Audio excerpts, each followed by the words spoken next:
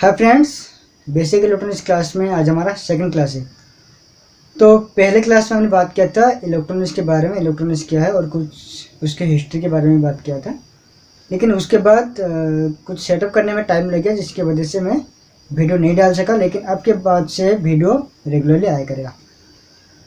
तो हम basic electronics पढ़ रहे हैं, लेकिन बेसिक इलेक्ट्रॉनिक्स पढ़ने से पहले हमें पढ़ना होगा इलेक्ट्रिसिटी के बारे में। हम सभी इलेक्ट्रिकल इक्विपमेंट यूज करते हैं। इलेक्ट्रिसिटी के बिना जीना मुश्किल हो गया है। तो पहले हम जान लेते हैं इलेक्ट्रिसिटी क्या है, फिर आगे बढ़ेंगे इलेक्ट्रॉनिक्स के ऊपर। तो आज के जो वीडियो है बहुत ही इंपॉर्टेंट है, तो आप इस वीडियो को शुरू से लेकर आखिर तक जरूर देखिए। दोस्तों, आज हम बात करेंगे इलेक्ट्रिसिटी के बारे में। इलेक्ट्रिसिटी क्या है। आज के जो क्लास है ये आपको बेसिक इलेक्ट्रॉनिक्स में काम में आएगा। अगर आप जे एंट्रेंस देने वाले हो तो उसके लिए भी काम में आएगा। अगर आप इंजीनियरिंग के स्टूडेंट हो या फिर साइंस पढ़ रहे हो या फिर ITI पढ़ रहे हो तो उसके लिए भी ये वीडियो आपके लिए है। तो आप इस वीडियो को शुरू से लेकर आखिर तक जरूर देखिए। इलेक्ट्रिसिटी जो है ये 2 टाइप्स का होता है। Electricity 2 types. वन होता है स्टैटिक इलेक्ट्रिसिटी एंड अनदर होता है,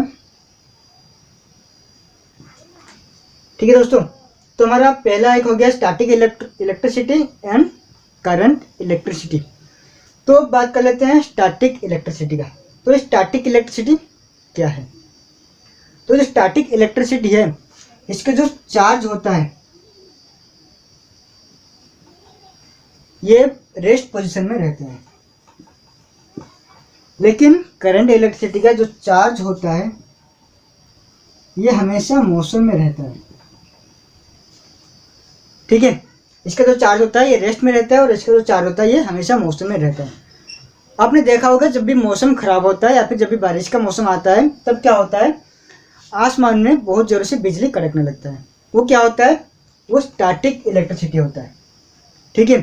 अगर आप एक प्लास्टिक का पेन लो या फिर एक गुब्बारा लो और उससे सर पे रैप करो और फिर कुछ पेपर के ऊपर उसे अगर दिखाओ तो क्या करेगा, पेपर को अपने ओर अट्रैक्ट करेगा। तो वो भी होता है एक स्टैटिक इलेक्ट्रिसिटी। तो बात करते हैं करंट इलेक्ट्रिसिटी। करंट इलेक्ट्रिसिटी जो कि हम डे टू लाइफ में यूज करते हैं, और इसमें क्या होता है, चार्ज मोशन होता है, ठीक है। चार्ज जो है एक जगह से दूसरी जगह फ्लो हो सकता है। तो दोस्तों, स्टैटिक इलेक्ट्रिसिटी को हम यूज नहीं करते हैं, हम यूज करते हैं करंट इलेक्ट्रिसिटी को। तो ये जो करंट इलेक्ट्रिसिटी है ये 2 टाइप्स का है। एक होता है AC का, एक होता है DC का। AC यानी अल्टरनेटिंग करंट, DC यानी डायरेक्ट करंट। तो दोस्तों, वर्ल्ड में जब पहला इलेक्ट्रिसिटी आया, जब पहला इलेक्ट्रिसिटी ट्रांसमिशन हुआ था वो हुआ था DC में। उसके बाद AC में ट्रांसमिशन स्टार्ट हुआ। दोस्तों, ये जो AC है इसका मतलब होता है अल्टरनेटिंग करंट, जिसका डायरेक्शन एंड मैग्नीट्यूड कभी भी कांस्टेंट नहीं रहता है। तो AC कुछ इस तरह का होता है, ठीक है, जिसमें क्या होता है, इसका जो मैग्नीट्यूड होता है वो हमेशा देखिए वेरी होता है, ठीक है।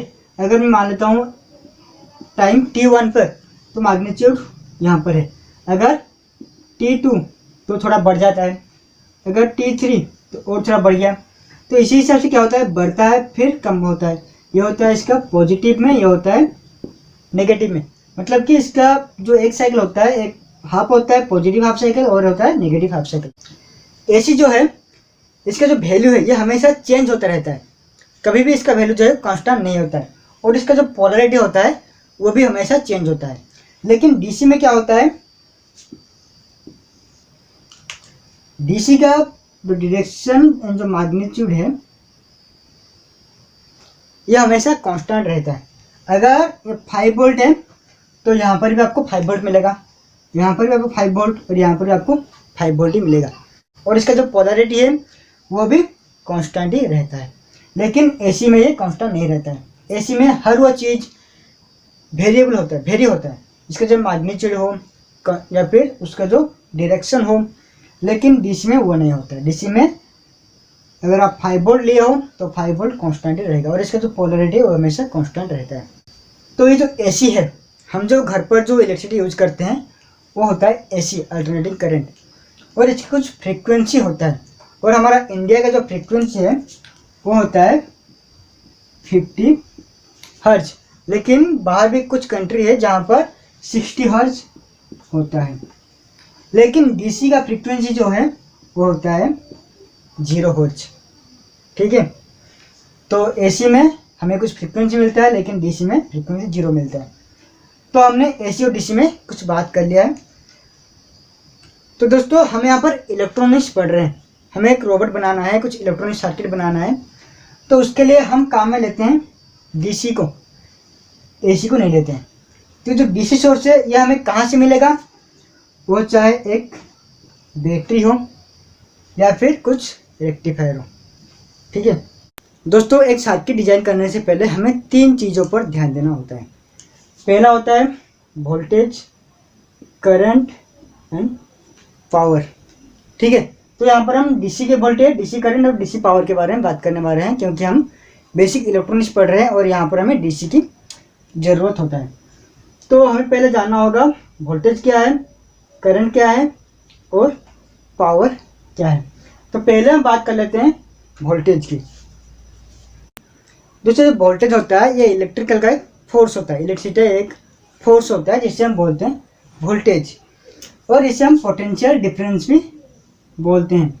मान लीजिए मैं यहाँ पर एक बैटरी ले रहा हूँ, एक बैटरी का सिंबल है। ये जो बड़ा वाला डंडा आप देख रहे हो इसे हम बोलते हैं हायर पोटेंशियल, और जो छोटा वाला डंडा आप देख रहे हो इसे हम बोलते हैं लोअर पोटेंशियल। यानी कि यह हो गया हमारा पॉजिटिव, यह हो गया नेगेटिव। इन दोनों के बीच में जो पोटेंशियल डिफरेंस आता है उसे हम बोलते हैं वोल्टेज। या फिर मान लीजिए यहाँ पर मैं 2 टंकी ले रहा हूँ, यहाँ पर 2 टंकी है और दोनों में कुछ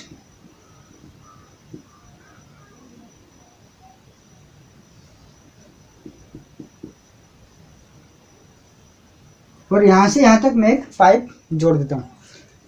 तो दोनों टंकी में जो वाटर का लेवल है वो बराबर सेम ही, तो इन दोनों में कोई भी डिफरेंस नहीं आता है, जिसकी वजह से क्या होगा, इस टंकी से पानी ना तो इधर जाएगा और ना ही इस टंकी से पानी इधर आएगा।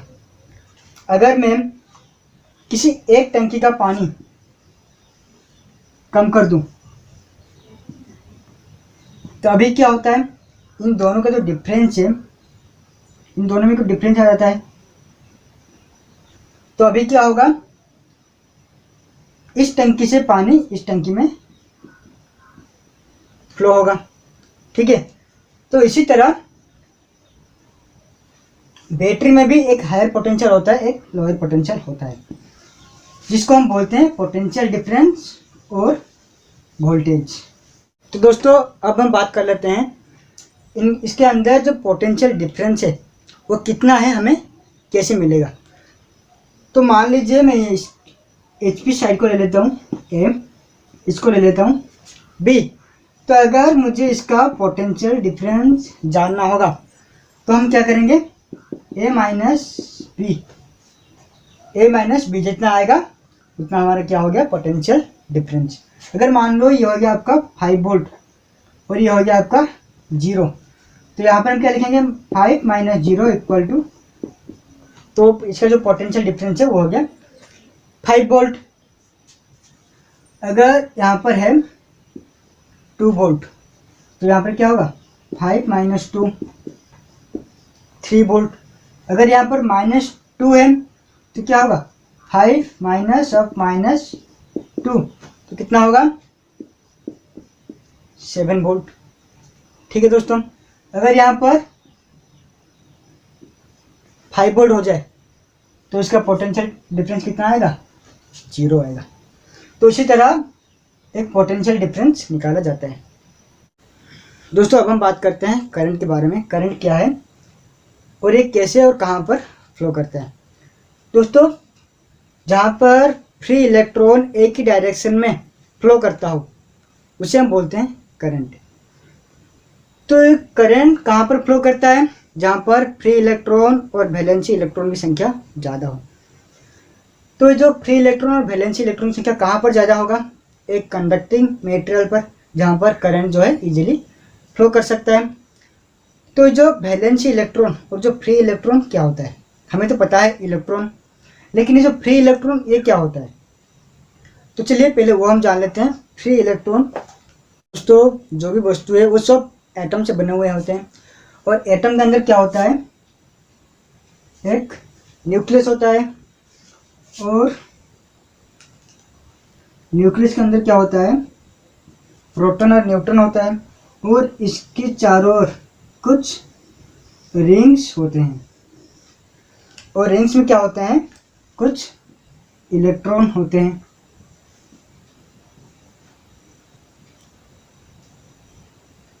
ठीक है, तो रिंग में कुछ ज़्यादा इलेक्ट्रॉन होते हैं, मैंने यहाँ पर दो ही आपको शो किया है, लेकिन ये दो से ज़्यादा होते हैं।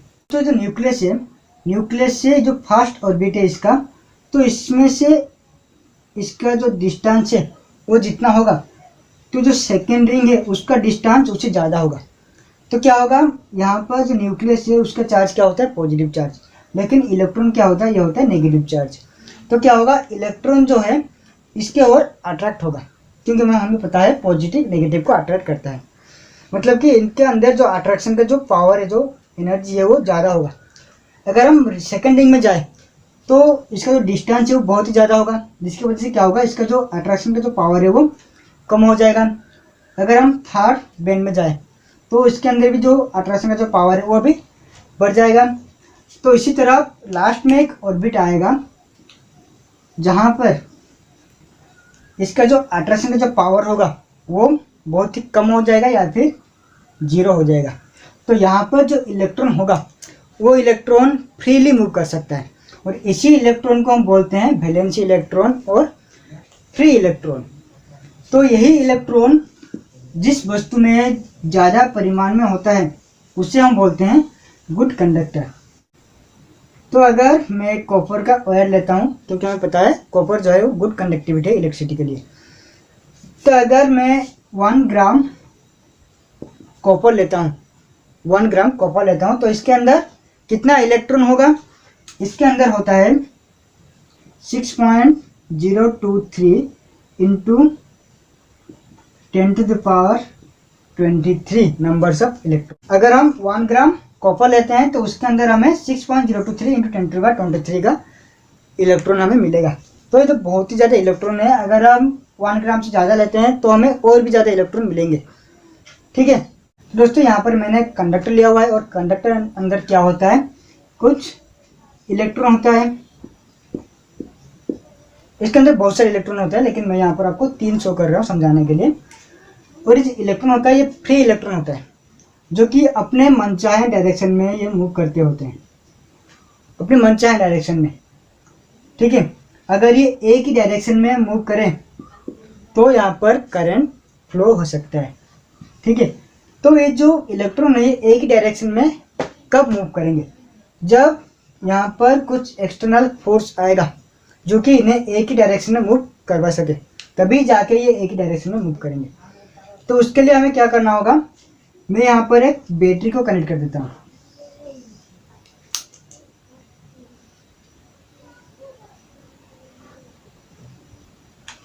तो यहाँ पर मैंने एक बैटरी को कनेक्ट कर दिया है। तो ये हो गया मेरा पॉजिटिव, ये हो गया इसका नेगेटिव। ठीक है, तो यहाँ पर क्या हो गया मेरा पॉजिटिव चार्ज, और यहाँ पर आ गया नेगेटिव चार्ज। ठीक है, मतलब कि वायर के इस साइड में आ गया पॉजिटिव चार्ज, इस साइड में आ गया नेगेटिव चार्ज। तो जो यहाँ पर पॉजिटिव है तो इलेक्ट्रिक फील्ड का डायरेक्शन क्या होगा, इस डायरेक्शन में होगा। अगर इलेक्ट्रिकल फील्ड का डायरेक्शन इस डायरेक्शन में होता है तो जो इलेक्ट्रॉन है इन सब का डायरेक्शन किस तरफ होगा, इस तरफ। अगर इलेक्ट्रिकल फील्ड का डायरेक्शन इस डायरेक्शन में होता है तो एक अपोजिट फोर्स यहाँ पर अप्लाई करेगा, जिसके वजह से क्या होगा, इलेक्ट्रॉन जो है इधर से इधर को मूव करेंगे। तो यहाँ पर अगर इलेक्ट्रॉन का मूवमेंट इस साइड में होता है तो करंट का मूवमेंट उसके ऑपोजिट होता है। ये हमेशा याद रखिएगा, अगर करंट का डायरेक्शन इस डायरेक्शन में होता है तो उसके ऑपोजिट में इलेक्ट्रॉन जो है वो फ्लो करेंगे। तो अभी हम बात करते हैं इस कंडक्टर में करंट कैसे फ्लो होता है। तो वो मैं कुछ एग्जांपल देके आपको समझाने की कोशिश करता हूँ। तो दोस्तों अब हम बात करते हैं करंट कैसे फ्लो होता है और कैसे एनर्जी को ट्रांसफ़र करता है। तो यहाँ पर क्या है, पॉजिटिव चार्ज है। तो ये जो पॉजिटिव चार्ज है ये यहाँ से निकलता है, इधर से बैटरी के पॉजिटिव से होते हुए, और ये क्या लेके जाता है, कितना एनर्जी लेके जाता है, ईबी। लेकिन यहाँ पर क्या होता है, जीरो हो जाता है, क्योंकि यहाँ पर जो लोड होता है इसके अंदर, उसकी वजह से क्या होता है, इसका जो एनर्जी है वो लोड खा जाता है, जिसकी वजह से इसका जो ईबी, इसका जो एनर्जी था वो हो जाता है जीरो। तो ये जैसे इस साइड आ जाता है तो इसका एनर्जी जो है वो जीरो हो जाता है। तब ये क्या करता है, फिर आता है बैटरी के पास और इसको फिर से एनर्जी मांगता है। तो बैटरी क्या करता है, फिर से उसको एनर्जी देता है, ले भाई तो फिर से अपना काम कर। तो ये फिर जाता है, यहाँ पर आता है ईबी लेकर के, फिर इस साइड में आते ही इसका जो ईबी है वो धीरे धीरे धीरे डिक्रीज होते होते और ख़त्म हो जाता है। फिर आता है बैटरी के पास, फिर बोलता है भाई फिर दिया था, ख़त्म हो गया, फिर दे। तो ये फिर आता है ईबी लेकर के। उसी तरह क्या होता है, जो पॉजिटिव चार्ज है वो उसी तरह ईबी को लेकर के ट्रांसफ़र करवाते हैं, मतलब कि एनर्जी को वे ट्रांसफ़र करवाते हैं। दोस्तों ये जो बैटरी है ये एनर्जी प्रोवाइड करता है और जो इलेक्ट्रॉन है वो चार्ज कैरियर है, ठीक है। तो वो क्या करते हैं, चार्ज को अपने साथ भर के लेके जाते हैं और लेकर के कहाँ डालते हैं, जहाँ पर लोड उसे खाता है, लोड को देते हैं। तो जो बैटरी है ये क्या करता है, ये एनर्जी देता है, ये चार्ज नहीं देता, ये चार्ज हमको नहीं देता है, ये क्या देता है, ये एनर्जी देता है, ठीक है। बैटरी एक तरह का एनर्जी देता है हमें। मुझे लगता है आपको करंट के बारे में कुछ नॉलेज आ गया होगा कि कैसे करंट फ्लो करता है एक एंड से दूसरे एंड तक। दोस्तों करंट के बारे में हमने बहुत कुछ जान लिया है, कैसे काम करता है और कैसे एक जगह से दूसरी जगह फ्लो करता है।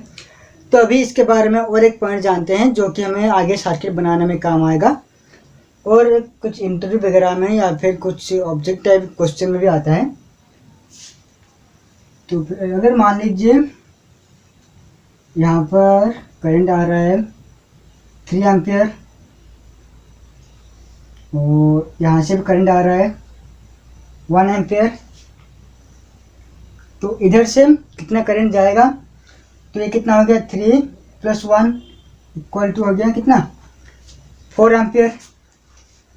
तो अगर मान लीजिए इस साइड से करंट जा रहा है, ठीक है,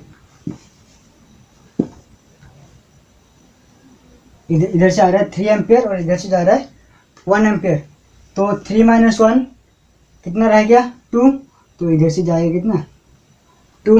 मैं आपको एक पॉइंट बताने जा रहा हूँ जो कि बहुत ही इंपॉर्टेंट पॉइंट है। देखिए दोस्तों, इसका डायरेक्शन है इस तरफ है और इसका डायरेक्शन है नीचे की ओर है, मतलब कि ये निकल रहा है और ये यहाँ पर आ रहा है, मतलब कि ये ऐड हो रहा है, ये यहाँ से बाहर जा रहा है। तो क्या होता है, 3 - 1 = अभी यहाँ पर बचा कितना, 2। अगर यही डायरेक्शन ऊपर की ओर होता तो क्या होता है, ये 1 जो है ये यहाँ पर ऐड हो जाता है, ठीक है। तो करंट जो है ये अपने डायरेक्शन पर भी मैटर करता है, लेकिन हम करंट को वेक्टर क्वांटिटी नहीं बोल सकते, ठीक है दोस्तों। हम करंट को वेक्टर क्वांटिटी नहीं बोल सकते और स्केलर भी नहीं बोल सकते। हम इसको ना तो वेक्टर क्वांटिटी बोल सकते हैं और ना ही स्केलर बोल सकते हैं। हम बोलेंगे ये होता है टेंसर क्वांटिटी।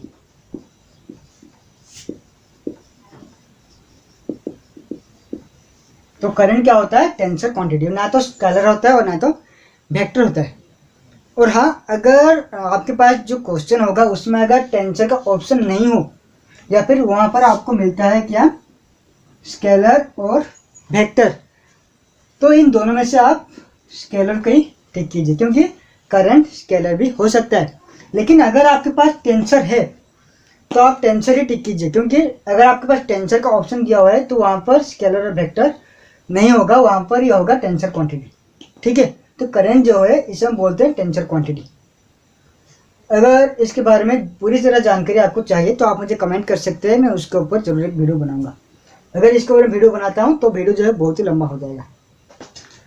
तो दोस्तों करंट के बारे में हमने बहुत कुछ जान लिया और वोल्टेज के बारे में भी जाना। तो अभी हम बात करते हैं पावर के बारे में। तो अभी हम बात करते हैं पावर। पावर आपने सुना ही होगा, शक्तिमान में जो डॉक्टर जेकल होता है वो हमेशा बोलता है पावर। तो अभी हम बात करते हैं पावर के बारे में। तो ये पावर क्या होता है दोस्तों? हम सब जो भी काम करते हैं, जो भी कुछ करते हैं, उसके लिए कुछ पावर चाहिए, ठीक है। और हम जो भी काम करते हैं उसके लिए हमें कुछ एनर्जी खर्च करते हैं, और जो एनर्जी हम यूज करते हैं एक काम को करने के लिए उससे हम बोलते हैं पावर। मतलब अगर आपके घर में एक पंखा चल रहा हो तो वो एक वर्क हो रहा है, वो काम कर रहा है, फैन जो है वो घूम रहा है और आपको हवा दे रहा है, तो ये वो पंखा क्या कर रहा है? वो घूम रहा है, मतलब कि वो एक काम कर रहा है और उस काम को करने के लिए वो एक एनर्जी यूज करता है, और जो एनर्जी वो कंज्यूम करता है उससे हम बोलते हैं पावर। या फिर आपका लाइट हो, या फिर फैन हो, या फिर एसी हो, टीवी हो, जो भी कुछ हो, वो सारे के सारे एक एनर्जी कंज्यूम करते हैं और उसी एनर्जी को हम बोलते हैं पावर। और इन डीसी केस में पावर जो होता है ये वोल्टेज एंड करंट का मल्टीप्लिकेशन होता है। पावर जो होता है वो वोल्टेज एंड करंट का मल्टीप्लिकेशन होता है। यानी कि हम लिख सकते हैं पावर का फॉर्मूला जो है V इंटू आई, ठीक है। और इसका जो यूनिट क्या होगा? पावर का वाट। पावर का यूनिट होता है वाट, और वोल्टेज का वोल्ट, करंट का एम्पियर, और हम इसे लिखते हैं आई। तो दोस्तों ये जो तीन मैंने बताया आपको, वोल्टेज, करंट और पावर, ये तीन आपको आगे एक इलेक्ट्रॉनिक सर्किट और डिजाइन करने में बहुत ही काम आएगा, अगर आप इस वीडियो को शुरू से लेकर आखिर तक जरूर देखे हो, ठीक है। तो हमेशा आपको याद रखना होगा P equal to V into I. अगर आपको पावर निकालना होगा तो आपको वोल्टेज इंटू करंट को मल्टीप्लाई करना होगा। अगर आपको वोल्टेज निकालना हो या फिर करंट निकालना हो तो उसके लिए भी फार्मूला है। और इसी फार्मूला को याद रखने के लिए मैं एक सिंपल सा मेथड आपको बताता हूँ, जिसे मैं बोलता हूँ ट्राइंगल मेथड, ठीक है। तो इसको मैंने कुछ तीन हिस्से में बांट लिया है, और यहाँ पर मैं लिख देता हूँ, ये हो गया मेरा पावर, और ये हो गया वोल्टेज, ये हो गया करंट। तो अगर मुझे पावर का फॉर्मूला चाहिए तो मैं लिखता हूँ क्या? P। तो अभी नीचे क्या हुआ है? V एंड I, तो इसको हम लिखेंगे V इंटू आई। अगर मुझे वोल्टेज निकालना हो तो V इक्वल टू क्या लिखेंगे? P by I, P divided by I. अगर मुझे करंट निकालना हो क्या हम लिख सकते हैं? I equal to P by B। अगर आपको फॉर्मूला याद रखने में कुछ दिक्कत होता है तो आप ये ट्रायंगुलर मेथड यूज कर सकते हो, जिसे आप यूज करके वोल्टेज, करंट एंड पावर का फॉर्मूला आप यूज कर सकते हो, ठीक है। तो दोस्तों ये जो तीन पॉइंट था ये बहुत ही इंपॉर्टेंट पॉइंट है आपको एक सर्किट डिजाइन करने के लिए। दोस्तों आज के वीडियो में हमने पूरे डिटेल्स में जाना, वोल्टेज क्या है, करंट क्या है और पावर क्या है। आई होप कि ये वीडियो आपको पसंद आया होगा।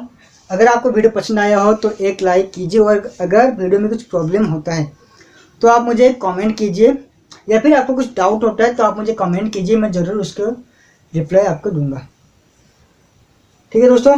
तो दोस्तों अब हम फिर मिलते हैं अपने नेक्स्ट वीडियो में, जहाँ पर हम इलेक्ट्रॉनिक सर्किट कैसे डिजाइन कर सकते हैं और उसके लिए हमें क्या क्या रिक्वायरमेंट होगा वो हम सीखेंगे।